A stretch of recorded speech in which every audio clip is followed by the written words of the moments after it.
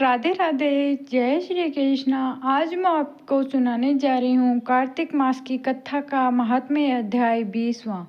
माँ शारदा की प्रेरणा से सहाय कार्तिक महात्म्य का लिखूं यह 20वां अध्याय। फिर राजा प्रथ ने पूछा, हे देव ऋषि नारद, इसके बाद युद्ध में क्या हुआ तथा वह दैत्य जलंधर किस प्रकार मारा गया? कृपया करके मुझे वह कथा सुनाइए।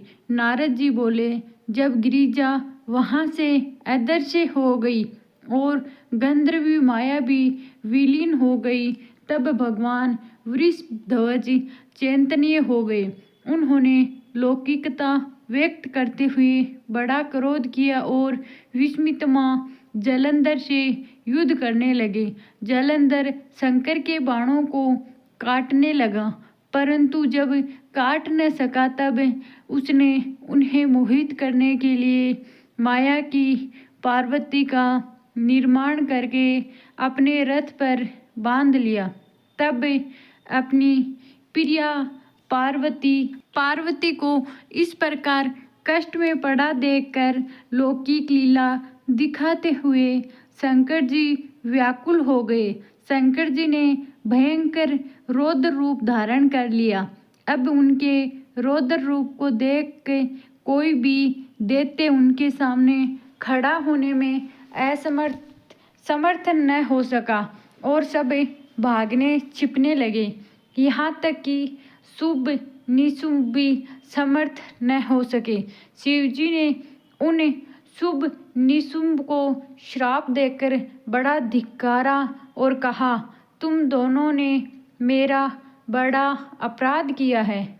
तुम युद्ध से भागते हो, भागते को मारना पाप है। इससे मैं तुम्हें अब नहीं मारूंगा, परंतु गौरी तुमको अवश्य मारेगी। शिवजी के ऐसा कहने पर सागर पुत्र जलंधर क्रोध से अग्नि के समान प्रज्वलित हो उठा। उसने शिवजी पर घोर बाण बरसाकर धरती पर अंधकार कर दिया। तब उस दैत्य की ऐसी चेष्टा देखकर शंकर जी बड़े क्रोधित हुए तथा उन्होंने अपने चरणागुष्ठ से बनाए हुए सुदर्शन चक्र को चलाकर उसका सिर काट लिया।